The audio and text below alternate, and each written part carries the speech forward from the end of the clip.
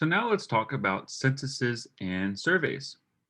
There's no better way to introduce the idea of a census than to talk about the United States Census, the decennial census that we have every 10 years. We just had one last year. It was in the news. Hopefully you heard about it if you were in the United States at the time. And the goal of this census is to count every single person living in the United States. So that's not just the 50 states, that's not just the 50 states and the District of Columbia. It's all 50 states, DC, and the rest of the country. For example, territories like Puerto Rico and Guam.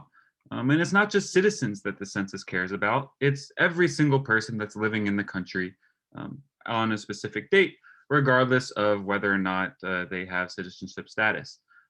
Interestingly enough, I actually think this is very cool. It's mandated by the Constitution. It's right there in the document. It says the United States must hold a census every 10 years. And it's actually required by law that you fill out your census form. You or a family member or someone else living in your household filled out the census form and counted you in the census. So there's a number of consequences to this. One big one is congressional representation. So in the United States, we have the House of Representatives. It's one of our two chambers of Congress. And how many seats that a state gets in that House of Representatives is determined by their official population counts as determined by the census. So California, for example, it's a very populous state. It gets a lot of seats in the census. Other states that are smaller don't have as many seats. And it turns out this time around in 2020, I think the data just got released either a few weeks ago or a couple months ago. Turns out that California actually lost a congressional seat. I think their population increased a little bit, but it didn't increase enough relative to the rest of the country. So it actually lost a seat. There's a number of other consequences to the census as well, many of which aren't even mentioned on this slide. For example, there's lots of data collected on features like race, ethnicity, sex, age, and it's not just at the national level or at the state level. The census also provides data down to the county level or the city level or even down to like your neighborhood. And it just provides all this data to inform decisions.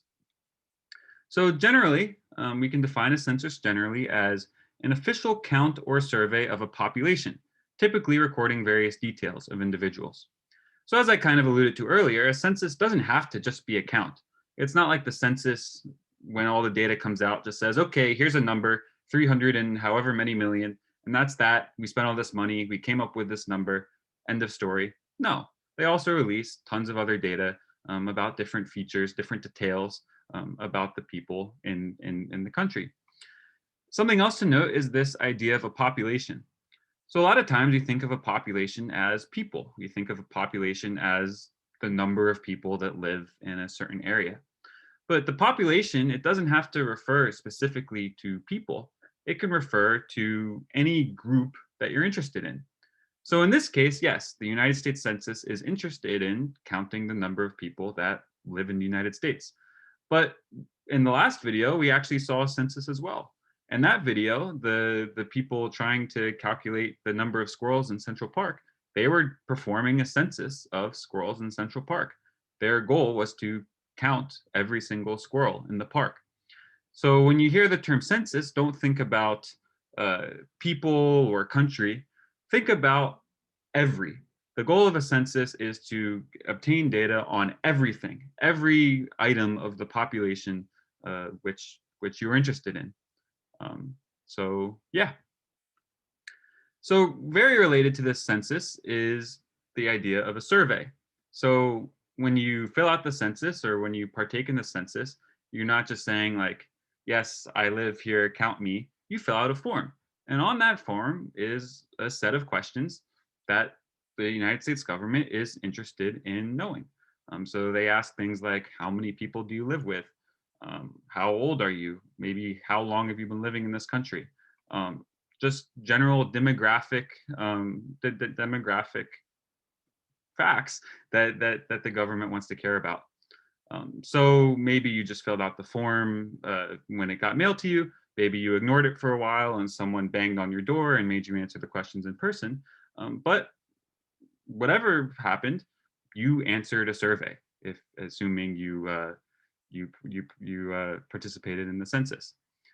It's not just important to think about the content of the survey. Of course, the content is important. Whatever content is on the survey, from the data analyst's perspective, that affects the analysis that you can do. If I'm interested in finding the age or racial distribution of a specific area, and I don't ask anyone any questions about their age or their race, how am I supposed to do any analysis about that? I just won't have the data for it. So of course, what you ask matters, because that, again, that affects what you can do. But it also affects what you can do from the respondent side. For example, imagine if you were asked a question about your citizenship status. Imagine that you're filling out the form, maybe you're not a citizen, and there's a question right there that asks, are you a citizen? If you're not a citizen, you might be a little bit leery about answering no and putting that on a form and sending it back to the government. You might be a little concerned about what the effects might be of that. So you might either just lie and say you are a citizen, maybe you skip the question, maybe you don't fill out the form at all, and that can bias and influence the results. So this is something that President Trump actually wanted to do. I think back in, yeah, you see here 2019, Donald Trump wanted to ask a question about citizenship status on the census form, and the Supreme Court actually blocked him from doing that. I forget what the exact grounds were, but I imagine it had something to do with the fact that it could potentially lead to an inaccurate census. Surveying is a really broad topic that we really don't have that much time to get into in this class. We'll spend this lecture on it, a little bit in the next lecture too, maybe. But there are entire courses that you can take on this idea of surveying and sampling. And specifically, Stat 152 is the class you want to take if you're interested in that. So finally, I just want to talk about some issues with the United States Census. So we think of censuses as perfect, right? That number comes out, whatever the number is, the population of the United States. This is the official count, the official tally of the how many people are living in the US. There's no way it's wrong. Well, it might not be completely perfect. You can see an article here or a screenshot of a graphic from an article from the LA Times, and it talks about how apparently Latino children are undercounted in the United States Census. And you can see here that in Los Angeles County, looks like 47,000 Latino children were just not counted by the census. Why might that be? Well, maybe it was just an issue. Maybe the forms weren't sent to the right places. Maybe people didn't fill out the forms. Maybe maybe the government didn't spend enough effort trying to make sure the forms went to the right people in the right places. So when you look at that number, you still have to keep in mind, well, this census was still a process. I mentioned in the last video, like, we can be confident in our process, but it's not always going to be perfect all the time.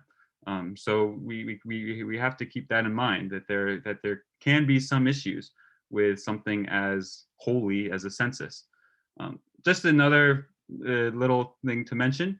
It looks like this article here, it says California spent almost $200 million to try and make sure its population was counted accurately. And Texas did not. Texas didn't actually, this article says they didn't spend any money at all. That's kind of interesting. Like, why would one state spend all this money trying to ensure an accurate count and another state doesn't? I think it's interesting, like, seeing this after the fact. This slide was made a while ago. More data has come out since. California has lost a congressional seat, and Texas has actually gained 2 congressional seats. So even if Texas didn't spend any money trying to ensure an accurate count, they still reported a huge gain in population. That's just, I just think that's something neat to mention. So how do we kind of know, like, I thought the census was like this pristine thing, like this all-knowing ground truth. How do we know that 15,000 Orange County Latino children weren't counted? If the census says they're not counted, they must not exist, right? Well, that's not true. There are other surveys out there. There are other people doing other things, other procedures, and maybe these people have a really, really, really good idea specifically about the number of Latino children in specific counties, specific neighborhoods. The census is very broad. It tries to cover, I mean, it covers the whole country. Um, there are other, there might be other groups out there that are just focusing really, really intense efforts on specific groups, specific areas, and they might have, again, a better idea about the number of Latino children. And then when those two numbers differ, then you have to reconcile that somehow. So maybe are there actually 47,000 uncounted Latino children in LA County? Maybe. I mean, maybe there's 45,000, maybe there's 50,000, maybe it's some other random number. But it's just important to keep in mind, again, the census and censuses in general are not perfect. And with that, I'm going to hand it over to Suraj, who will continue with the lecture and talk about sampling.